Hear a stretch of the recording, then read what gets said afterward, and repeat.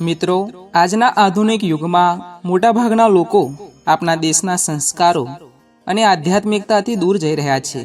સંતાનો વૃદ્ધાવસ્થામાં પોતાના મા બાપથી દૂર ભાગે છે.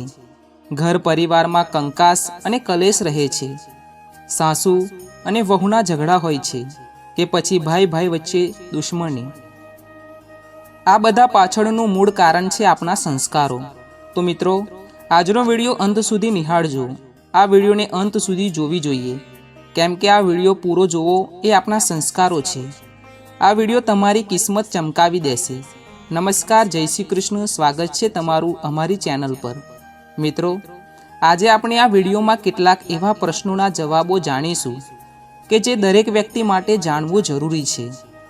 દરેક વ્યક્તિના મનમાં આ વિચાર આવતો હશે કે સંધ્યા દીવો કયા સમયે પ્રગટાવવો જોઈએ, સાંજની પૂજા માટે યોગ્ય સમય કયો છે, સાંજે દીવો ક્યારે પ્રગટાવવો જોઈએ અને સાંજના સમયે દીવો પ્રગટાવતી વખતે કયા નિયમોનું પાલન કરવું જોઈએ. જો આપણે સાંજે પૂજા કરીએ અને દીવા પ્રગટાવીએ તો શું આપણા માટે સ્નાન કરવું જરૂરી છે? એટલે કે શું આપણે સાંજની પૂજા સ્નાન વિના કરી શકીએ?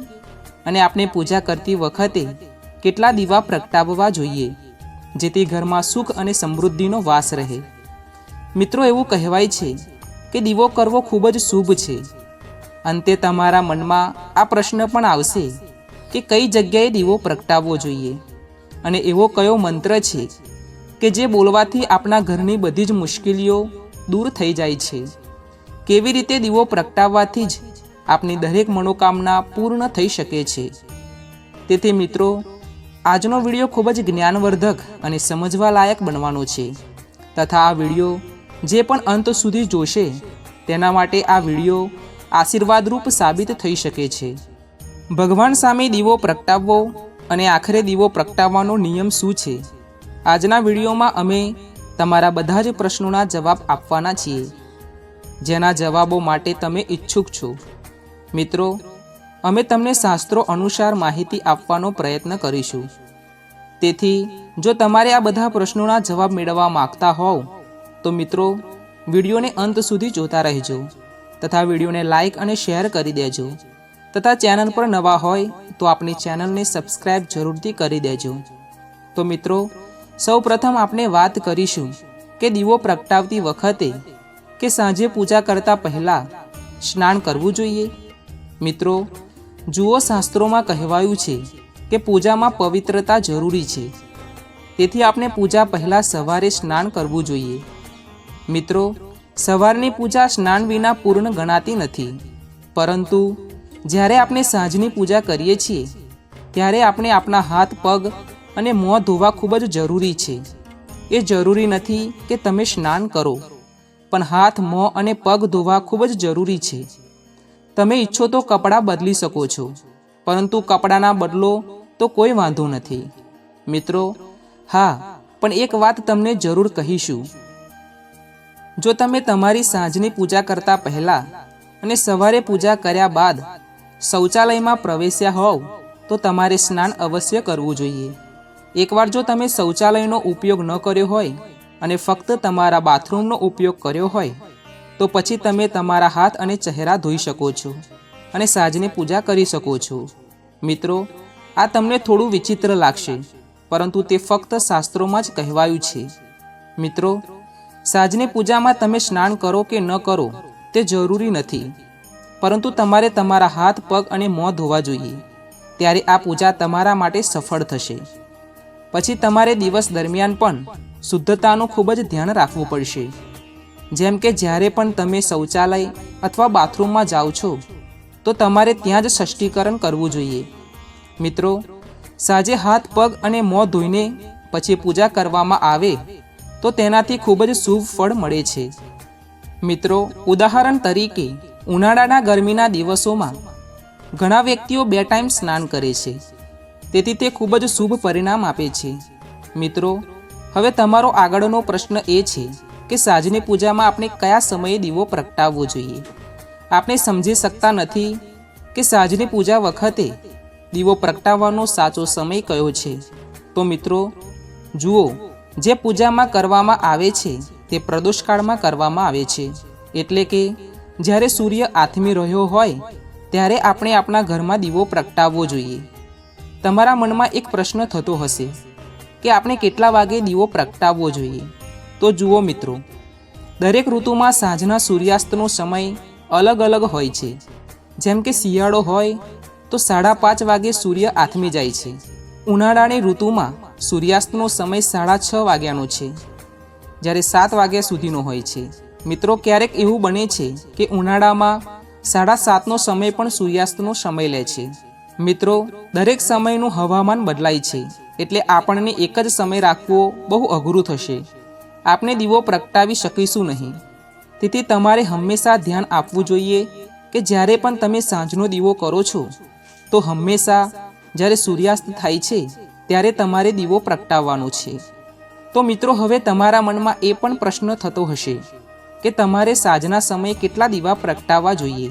મિત્રો, શાસ્ત્રો અનુસાર એવું કહેવામાં આવે છે કે તમારે દરરોજ સાંજના સમયે તમારા ઘરના મુખ્ય દરવાજા પર એક દીવો જરૂર કરવો જોઈએ. કારણ કે સાંજના સમયે માતા લક્ષ્મી અને તેની બહેન દરિદ્રતા સાંજે આ પૃથ્વી પર ભ્રમણ કરે છે. એટલે કે સાંજના સમયે તમામ દેવી દેવતાઓ પૃથ્વી પર આવે છે. તેથી જે ઘરના મુખ્ય દરવાજા પર દીવો પ્રગટાવવામાં આવે છે, જે ઘરનો મુખ્ય દરવાજો એકદમ સ્વચ્છ રહે છે, તે ઘરના મુખ્ય દરવાજામાંથી દેવી લક્ષ્મી પ્રવેશ કરે છે. અને જે ઘરમાં મુખ્ય દ્વાર પર દીવો નથી પ્રગટાવવામાં આવતો અને ઘરના મુખ્ય દ્વાર પર ગંદકી ફેલાયેલી હોય છે, ત્યાં દેવી લક્ષ્મીની બહેન દરિદ્રતા પ્રવેશે છે. એટલા માટે તમારે હંમેશા સાંજે મુખ્ય દ્વાર સ્વચ્છ અને એક દીવો જરૂર પ્રગટાવવો જોઈએ.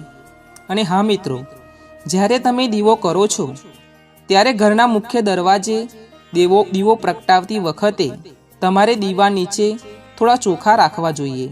મિત્રો, શાસ્ત્રોમાં જણાવવામાં આવ્યું છે કે જ્યારે આપણે સાંજના સમયે દીવો પ્રગટાવીએ છીએ ત્યારે આપણા ઘરની બધી નકારાત્મક ઉર્જા નાશ પામે છે અને આપણા ઘરમાં જે પણ વાસ્તુ દોષ છે તે પણ ધીમે ધીમે સમાપ્ત થવા લાગે છે. એટલે કે સાંજે મુખ્ય દરવાજા પર દીવો પ્રગટાવવાથી આપણને આપણામાં રહેલા તમામ દોષોમાંથી મુક્તિ મળે છે. અને જો પિતૃદોષ હોય તો તે પણ દૂર થઈ જાય છે. જેના માટે જો આપણા ઘરમાં કોઈ સમસ્યા હોય તો ઘરના મુખ્ય દ્વાર પર દીવો પ્રગટાવવાથી તે બધી સમસ્યાઓ દૂર થઈ જાય છે. અને મિત્રો, આ સિવાય જો તમારા ઘરમાં અશાંતિ છે તો જો તમે તમારા ઘરના મુખ્ય દ્વાર પર દરરોજ દીવો પ્રગટાવો છો તો તમારા ઘરની અશાંતિ દૂર થશે. અને જો તમારા ઘરમાં બીમારીઓ છે તે પણ દૂર થઈ જશે અને તમારું ઘર સુરક્ષિત રહેશે. આનાથી ગ્રહોની તકલીફો પણ દૂર થશે અને તમને આર્થિક સંકળામણમાંથી મુક્તિ મળશે. મિત્રો, સાંજે ઘરના મુખ્ય દ્વાર પર દીવો પ્રગટાવવાનો ઘણો ફાયદો છે. કહેવાનો મતલબ એ છે કે આપણા ઘરના મુખ્ય દ્વાર પર દીવો પ્રગટાવવાથી આપણને બધી તકલીફોમાંથી મુક્તિ મળે છે. મિત્રો, હવે આપણે બીજો દીવો ક્યાં પ્રગટાવવો છે તેની વાત કરીએ. મિત્રો, આપણે બીજો દીવો પ્રગટાવવાનો છે આપણા ઘરની તુલસી પાસે. મિત્રો, હિન્દુ ધર્મમાં એવું કોઈ ઘર નથી જે ઘરમાં તુલસીનો છોડ ન લગાવ્યો હોય.